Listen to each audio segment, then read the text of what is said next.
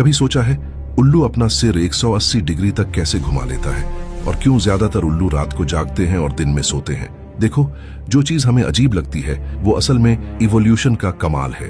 लेकिन सबसे पहले एक मिथ तोड़ लेते हैं। लोग सोचते हैं कि उल्लू अपना सिर 180 डिग्री तक घुमा सकता है, लेकिन ये बात गलत है। दरअसल उल्लू अपना सिर 270 डिग्री तक घुमा सकता है। अगर कोई इंसान इतना सिर घुमा ले तो वो तुरंत बेहोश हो जाए, लेकिन उल्लू के साथ ऐसा क्यों नहीं होता?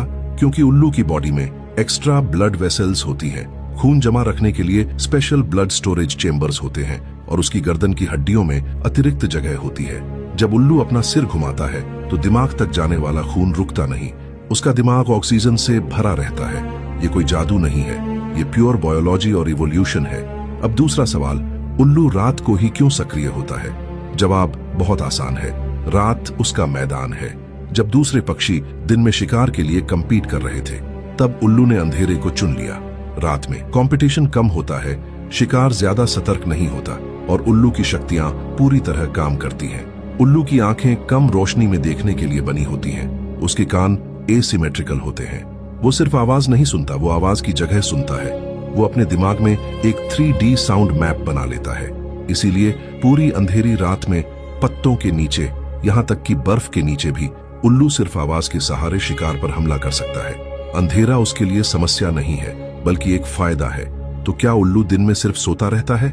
नहीं, दिन में उल्लू अपनी ऊर्जा बचाता है, छिपी हुई जगहों में रहता है और आंखें आधी बंद रखकर भी सतर्क रहता है। वो दिन में सुस्त नहीं होता, वो रात के लिए खुद को चार्ज कर रहा होता है, बिल्कुल एक स्नाइपर की तरह जो निशाना लगाने से पहले इंतजार करता है।